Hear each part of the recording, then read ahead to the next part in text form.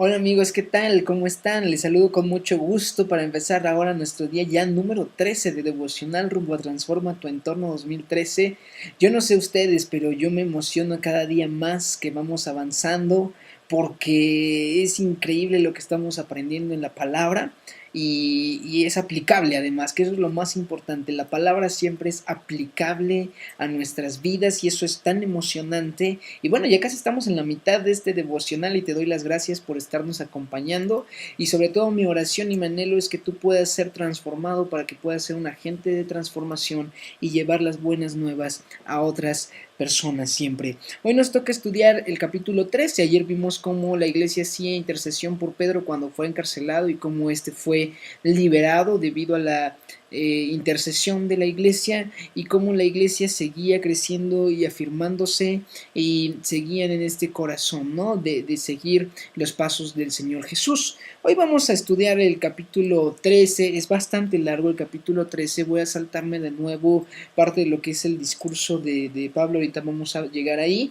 y me voy a enfocar más que nada en la cuestión práctica un poquito. Yo te pido que leas con mucha atención el discurso, que lo analices y que lo apliques en tu vida, que va a ser tremendo también, pero yo me voy a enfocar más un poquito a lo que es la cuestión práctica con respecto al devocional rumbo a Transforma tu entorno 2013. Capítulo 13, versículo 1.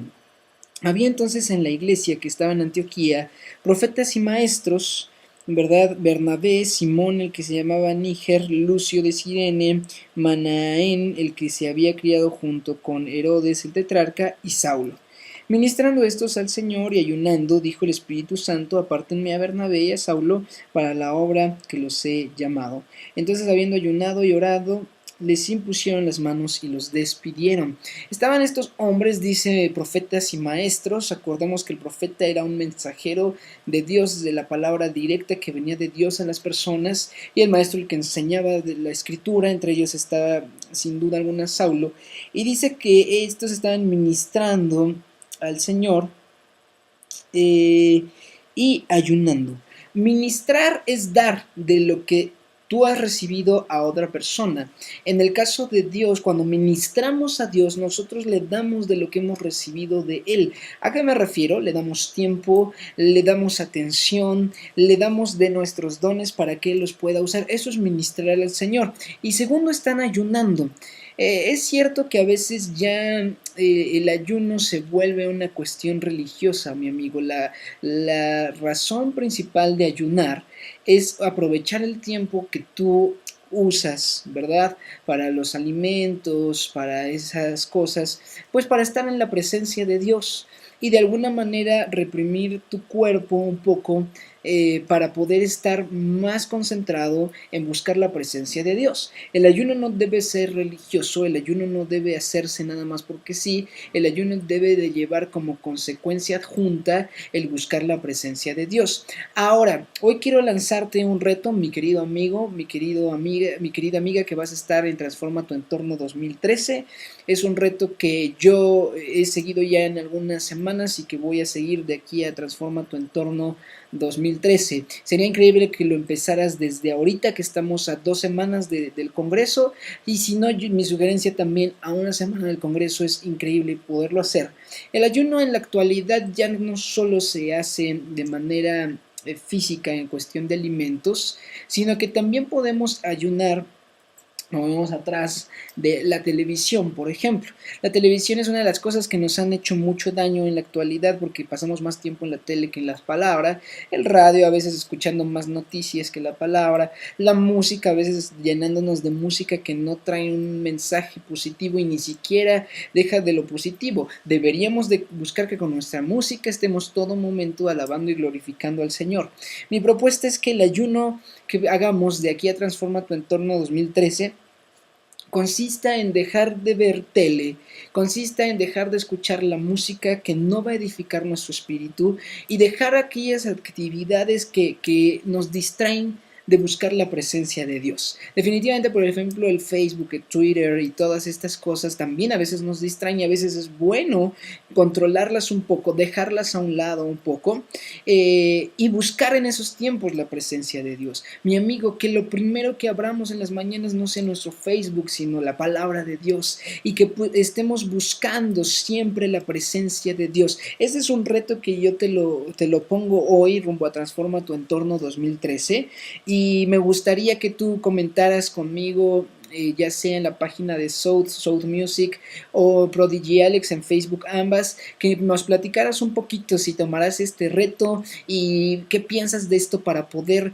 prepararnos mejor rumbo a Transforma tu Entorno y buscar más la presencia de Dios en esos tiempos. ¿Y por qué? Porque dice que mientras ellos estaban ministrando y ayunando, o sea, pasaban más tiempo en la presencia de Dios, entonces fue cuando el Espíritu Santo les habló y les dijo, apártenme a Bernabé y a Saulo para la obra que los he llamado. Nosotros no vamos a poder entender los planes de Dios para nuestras vidas si no estamos buscando de manera activa y de manera consciente la presencia de Dios. Es tiempo, mi querido amigo, de buscar la presencia de Dios. Si queremos transformar nuestro entorno, debemos de estar metidos, sumergidos en su presencia. Después de recibir la palabra, siguieron ayunando. Esto es para seguir confirmando la voluntad de Dios y ahora prepararse conforme a una palabra ya dada, ¿no? Entonces, ya no solo ayuno, ya no solo busco la presencia para saber la voluntad de Dios, sino ahora ayuno y busco la presencia para que tenga la fuerza suficiente para cumplir lo que Dios quiere que ponga. Entonces les imponen las manos en señal de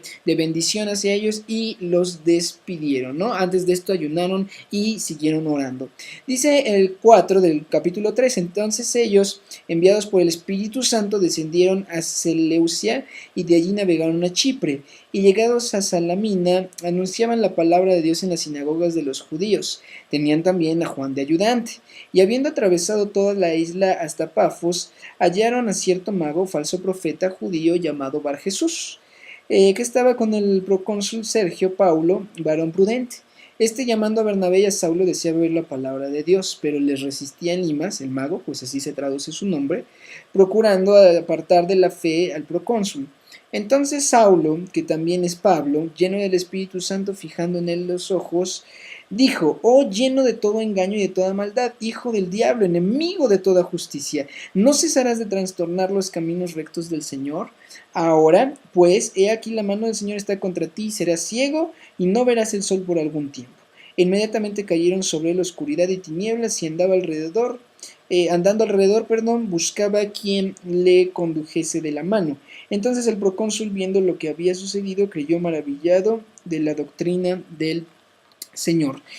Este pasaje es muy interesante en dos aspectos. La primera, la seguridad que Pablo muestra cuando recibe oposición. Mi amigo, estar en la presencia de Dios, vemos que cuando ellos salieron, Pablo y Bernabé, salieron llenos del Espíritu Santo, bendecidos por sus líderes, guiados a través de la oración, más bien preparados a través de la oración, del ayuno. Cuando tú estés de esta manera en la presencia de Dios, tú tienes la capacidad de resistir toda oposición al Evangelio. Muchas veces viene oposición cuando empezamos a hablar del Evangelio y lo primero que hacemos es como rendirnos. Pero se nos olvida que Dios nos da esa seguridad de resistir esa oposición y seguir hablando del Evangelio. La cuestión por la que está este pasaje no es para que estemos como, no, pues vamos a dejar ciego a este y al otro, ¿no? De ninguna manera. La cuestión por la que está este pasaje es para demostrarnos que nosotros no debemos de ser pasivos ante la oposición de hablar del Evangelio, sino tenemos que estar constantemente en guerra espiritual, reprendiendo todo estorbo del diablo para que hablemos del Evangelio de Jesucristo. Mi amigo, debemos de estar llenos del Espíritu Santo para tener la sabiduría y para tener la autoridad, la seguridad de resistir toda oposición del diablo y seguir hablando del Evangelio. Y fue después de esto entonces que se convierte procónsul al Evangelio, porque vio la autoridad que había en Pablo, la seguridad de su Evangelio que predicaba, que es el de Jesucristo, y vio también las señales que Dios hacía a través de él. Dice el 13, habiendo zarpado de Pafos, Pablo y sus compañeros arribaron a Perge de Panfilia, pero Juan, apartándose de ellos, volvió a Jerusalén, como que no aguantó ya el viaje, ¿verdad? Ellas, pasando a Perge, llegaron a Antioquía de Pisidia y entraron a la sinagoga un día de reposo y se sentaron. Y después de la lectura de la ley y de los profetas, los principales de la sinagoga mandaron a decirles: varones hermanos, si tienen alguna palabra de exhortación para el pueblo, hablen. Entonces Pablo, levantándose, hecha señal de silencio con la mano, dijo: varones israelitas y los que temen a Dios, oigan. Fíjense, esto es bien interesante. Pablo era un fariseo, de alguna manera, antes de venir a su vida con Cristo. Él era un fariseo preparado en la escritura, sin duda alguna, y los fariseos, la gente del nivel, digamos, social e intelectual de conocimiento de las escrituras que tenía Pablo, enseñaban regularmente, por eso es que se les permite enseñar. Entonces Pablo, vamos a ver, por favor estudia el discurso, por falta de tiempo no lo puedo leer todo, pero por favor estudia el discurso, te darás cuenta lo maravilloso del discurso que da Pablo aquí y el recorrido tan extraordinario que hace a través de la escritura, lo que nos da a entender el conocimiento de la palabra que tiene Pablo, que es vital para que la gente pueda venir a los pies del Señor. Entonces dice que fue tan impactante el discurso que él da, el 42, me voy a saltar hasta el 42, que cuando salieron ellos de la sinagoga de los judíos, los gentiles les rogaron que el siguiente día de reposo les hablaran de estas cosas. Y despedida la congregación, muchos de los judíos y de los prosélitos piadosos siguieron a Pablo y a Bernabé, quienes hablándoles les persuadían a que perseveraran en la gracia de Dios. El siguiente día de reposo se juntó casi toda la ciudad para oír la palabra de Dios. Pero viendo los judíos la muchedumbre, se llenaron de celos y rebatían lo que Pablo decía, contradiciendo y blasfemando. Entonces Pablo y Bernabé, hablando con denuedo, dijeron: a ustedes a la verdad era necesario que se les hablara primero la palabra de Dios, mas puesto que la desechan y no se juzgan dignos de la vida eterna, he aquí nos volvemos a los gentiles, porque así nos ha mandado el Señor diciendo: te he puesto para luz de los gentiles, a fin de que seas para salvación hasta lo último de la tierra. Los gentiles, oyendo esto, se regocijaban y glorificaban la palabra del Señor, y creyeron todos los que estaban ordenados para vida eterna. Y la palabra del Señor se difundía por toda aquella provincia, pero los judíos instigaron a mujeres piadosas y distinguidas, a los principales de la ciudad, y levantaron persecución contra Pablo y Bernabé y los expulsaron de sus límites. Ellos entonces, sacudiendo contra ellos el polvo de sus pies, llegaron a Iconio, y los discípulos estaban llenos de gozo y del Espíritu Santo. Voy a resumir esto rápido. Pablo habla en una sinagoga donde escucharon también gentiles y dijeron: queremos seguir escuchando esto. Los judíos, que eran a los que principalmente se les enseñaba, se llenan de celos porque estaban de alguna manera congregando a mucha gente y pues eso como que no les gustaba, y entonces mueven toda la revuelta para que los detengan, los acusen falsamente, etcétera. Y Pablo se vuelve ante ellos y les dice: bueno, la palabra era para ustedes, pero si ustedes no quieren, yo no me voy a detener. Mi amigo, en el camino a la transformación del entorno debemos entender que muchas veces nos detenemos en gente que en el momento no está preparada para recibir el evangelio. No te digo que dejes de hablarle, o no te digo que dejes de orar por esa persona, pero no te claves, no te centres en esa persona, sino que mientras tú sigues orando por ella, mientras sigues buscando que su corazón reciba el evangelio, sigue hablando, sigue moviéndote. Dice el versículo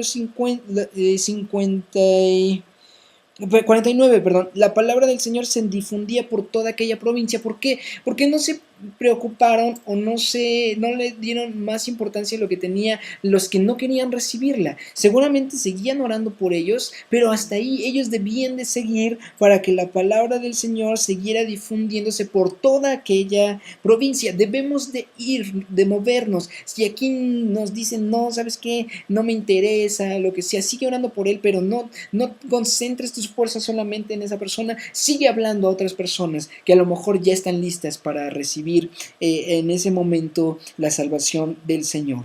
Ellos acudieron a sus pies, como dice Mateo 10:14, que les decía el Señor, bueno, cuando no los reciban en alguna ciudad, salgan y sacudan sus pies. Y dice, y los discípulos estaban llenos de gozo y del Espíritu Santo. El Espíritu Santo produce gozo a pesar de las circunstancias, a pesar de que me dicen que no, a pesar de que tal vez hay una persecución, yo estoy lleno de gozo y del Espíritu Santo porque Dios está en mí, su Espíritu está en mí. Si yo estoy lleno del Espíritu Santo, entonces automáticamente estoy lleno de gozo y puedo seguir hablando con denuedo la palabra de Dios. Mi amigo, sigamos preparándonos rumbo a Transforma tu Entorno. Nos vemos ya pronto en Transforma tu Entorno 2013. Que Dios te bendiga y mañana seguimos para estar mañana justo a la mitad de este devocional. Dios les bendiga. Dios les bendiga.